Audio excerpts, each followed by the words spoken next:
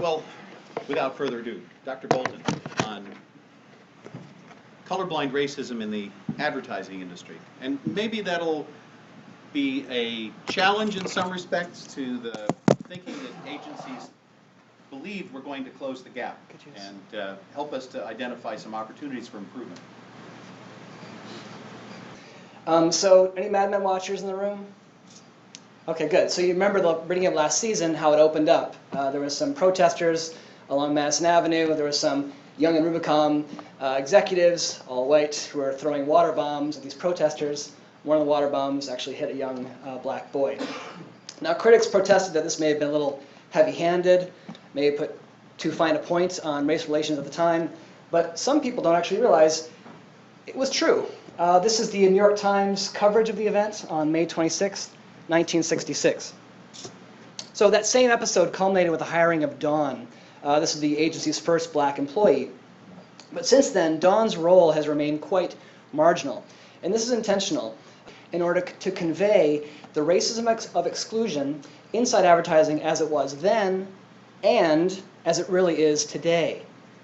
It has still not changed. I defy any of these companies outside of their corporate retreat photos to show me people of color in positions of power. And those people who are out there, who have positions of power, who are of color, I have been in contact with them, and none of them think there should be more black faces in that office. So here's some of the latest data from the report issued in August of 2011 from the U.S. Department of Labor. Now, if you look at here, I'll show you a better graph in a second, but let me just give the numbers first. 87,000 Americans working as advertising and promotion managers. Of those 87,000, 94.3% are white, 5.6% are Hispanic, 1.5% are Asian, and 1.6% are African American. Here's another look at those numbers. Let's compare them with the general population. So according to the latest census, Asians are 5%, blacks 13.1%, and Latinos 16.7% of the total US population. That's the green bars there on the right. The blue bars represent each minority group's percentage of advertising and promotion managers. That's 1.5, 1.6, and 5.6% respectively. So what I want to draw your attention to here is the gap between population percentage and advertising industry percentage. As we can see, all minorities are underrepresented, but blacks especially so. Now, when we add whites to the equation, it becomes clear just how overrepresented they still are today. To sum up, we've gone from this to this. This is Ad Age's 2008 Top 10 Agency A-List illustration. Clearly, white males still rule the roost, and the ghosts of Mad Men continue to haunt the industry today. So, in January 2009, many of you probably know about this, after decades of broken promises and failed reforms, the NAACP partnered with Cyrus Mehri, a civil rights lawyer who's won hundreds of millions of dollars in class action race discrimination lawsuits from Texaco, Coca-Cola, Smith Barney. Together they launched the Madison Avenue Project. They began by publishing a report finding that compared to equivalent industries, blacks in advertising were dramatically underhired, underutilized, and underpaid. For instance, black college graduates earned an average of 80 cents on the dollar when compared to whites with the same qualifications. And according to EEOC expectations, the industry as a whole underhired blacks by an order of 7,200 jobs per year. Months later, in a move that should be of interest to many of us in this room, the NAACP wrote a letter to Procter & Gamble, along with 24 other leading national advertisers, dismissing the advertising industry's previous diversity efforts as woefully inadequate and in some cases even counterproductive. The letter implored the companies to use their leverage as valuable clients to require their advertising agencies to use diverse teams in creative and account management positions. For instance, citing P&G's $5 billion in ad spending, much of it through Omnicom and Interpublic, the letter issued a stern warning. Your website states a strong commitment to supplier diversity. Since you've made this commitment publicly, and now that we have brought to your attention the gross failures of your advertising suppliers to live up to your standards, we are confident that you will be addressing it as forcefully and effectively as its importance to your firm and our nation requires. Now, I imagine this is the kind of letter that most of us would like to avoid receiving. And I gather that one of the goals of this summit is precisely to prevent such letters from being written in the first place. And while CSR and sustainability commitments, along with GRI reporting practices, will most certainly help, I'd like to offer a case study of what they might miss. Colorblind racism within the US advertising industry. Now, a word of explanation. Colorblind racism is structural. It does not require personal animosity, explicit discrimination, or the throwing of any water bombs. Rather, colorblind racism is perpetrated often by the most progressive, open-minded people who claim they don't see color and therefore treat everyone the same. Today, I'd like to suggest that colorblindness undermines diversity efforts in advertising because it is unable and sometimes unwilling to see structural systems of white privilege. So let's take Dan Wieden, co-founder of Wieden & Kennedy, Nike's agency of record.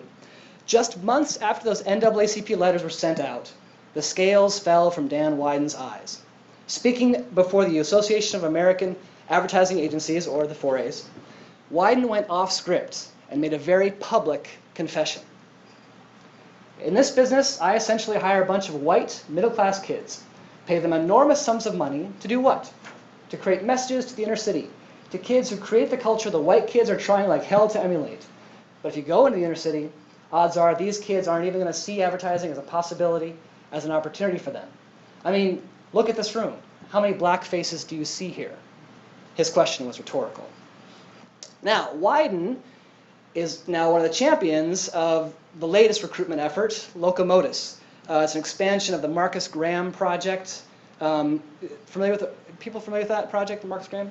So for those who aren't, Marcus Graham is a reference to the advertising executive that Eddie Murphy played in the film Boomerang. The One Club even made a film called Pursuit of Passion, Diversity in Advertising, featuring people of color working in the industry. It was supposed to play in taxi cabs and attract minorities to apply for jobs in the industry. Just curious, did anybody see this in a taxi cab? Didn't think so. And just last week, the One Club hosted the bluntly titled event, Where Are All the Black People? This was sponsored by a wide range of major agencies. Now, together, these programs all help create the impression that the industry is trying to do something. But with no accompanying plan for transparency, reporting, and assurance, there's no way to measure the results. This is no accident. Isolated recruitment efforts like this cannot possibly address the large scale of this problem. And despite the snazzy design work, these slick programs are not new. The fonts may change, but they propose old solutions to very old problems. Race discrimination in advertising goes way back. As Jason Chambers recounts in his book, Madison Avenue and the Color Line, the NAACP, the Urban League of Greater New York, and the New York Commission of Human Rights have all been publicly pressuring the advertising industry to diversify its workforce as far back as the 1960s and as recently as 2006. Now, the industry's earliest response was the Multicultural Advertising Internship Program, or MAPE, started by the 4As, back in 1974. Since then, MAPE has placed over 2,400 students of color in summer internship programs at agencies in major cities all over the country. Like its recent incarnations, MAPE is about recruitment, expanding the pipeline, infusing diverse talent, incubating, etc., etc. In short, add color and stir. But while many individuals may have benefited from these programs, and it's important to recognize that, they have failed to diversify the ad industry as a whole. I wanted to find out why. So in the summer of 2010, I conducted an in-depth study of MAPE, the industry's premier diversity pipeline, along with other internship programs at major agencies throughout New York City. I interviewed diversity officers, HR practitioners, and ran a series of focus groups with 58 interns representing 19 agencies around town. Here's what I found. Whites tend to hire their own. Nepotism and favoritism for the white and well-connected is so common, there's even a term for it, must hire. This isn't the ugly racism of personal prejudice, it's the invisible racism of opportunity hoarding, helping out a family member or a friend who just happens to look like you. But either way, the result is the same. So, must hires are a secret form of white opportunity hoarding. Now, out of the 75 interns at my 3 agencies, 24 of them were must hires versus 9 of them from MAPE, which means that must hires outnumbered MAPE by a ratio of more than 2 to 1. And, this may come as no surprise, all of the must-hires were white, and ironically, most of those opposed affirmative action. Now, given these stats, I asked an HR practitioner, would it be fair to characterize must-hires as a form of white affirmative action? Now, and she said, well, wait a second. They aren't all white. At that point, I challenged her, produce one counterexample of a must-hire of color in the last 10 years. She hesitated, and then conceded my point. I tell this story for the following reason.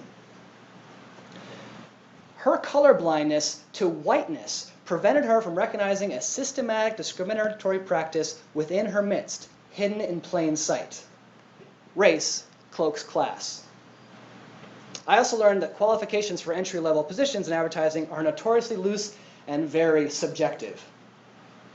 Teams tend to focus on chemistry or fit, such that the interviews feel more like rushing for a fraternity or a sorority. People tend to hire people who remind them of themselves. Finally, current advertising employees often refer their friends for open positions. This may save the agency the expense of a headhunter and add the bonus of a familiar office mate, but it also makes for a pretty racially homogeneous workplace. As one HR director put it, traditionally, it is still very much Mad Men around here. So, take Mad Men's own Pete Campbell.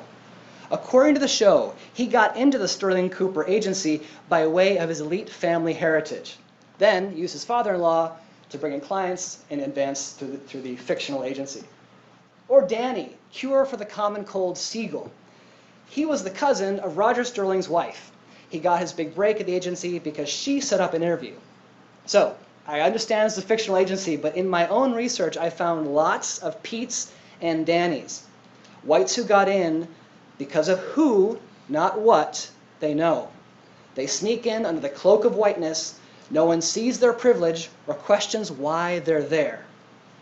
But if they were black, everyone would notice, many would wonder, and still others would just assume they don't deserve the job.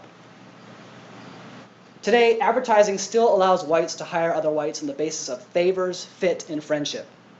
Many of these practices, especially must-hires, are hard to see. But if we watch Mad Men closely, a show ostensibly about the past, we might get a glimpse of how strange things still are in the present.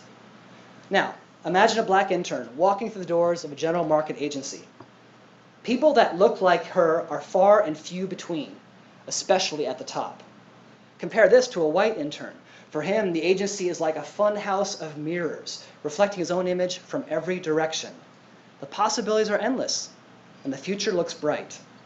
Perhaps he already knows someone, that friend in account services, or his uncle in the C-suite. Perhaps they'll go to lunch. Perhaps not. Either way, when he's taken under their wing, it won't be seen as a race thing, even though it is. So, in closing, let me suggest some possible ways forward. This should probably go without saying, but how about a little GRI for ad media supply chains? In my research, getting access to numbers, any sort of accountability, was impossible. That was in 2010. Hopefully with Glenn's help, we'll get some more transparency. Second, disclose and stop must-hiring. Must-hires are a dirty little secret. No one talks about it, probably because they know it's wrong.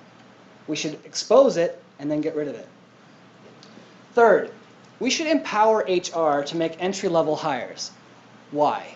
If we let teams inside agencies make these entry-level hires, they'll end up basing their decision on fit and chemistry and probably will hire someone just like them.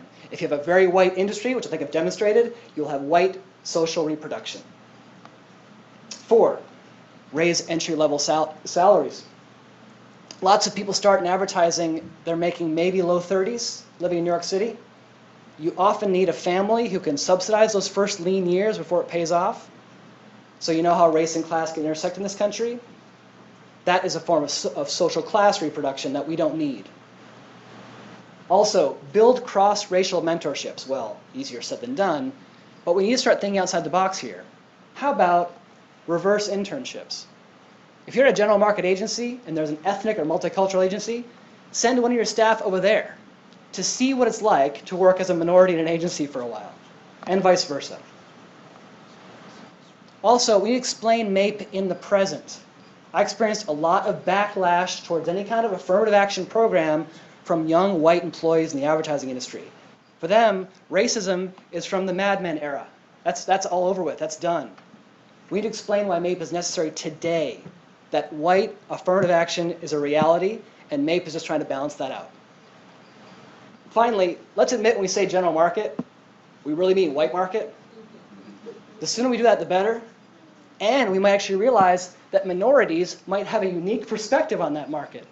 You need to be an expert on whiteness if you are a person of color in this country, and they might have some really great ideas for campaigns going forward. Just a few suggestions. I look forward to the Q&A. Thanks.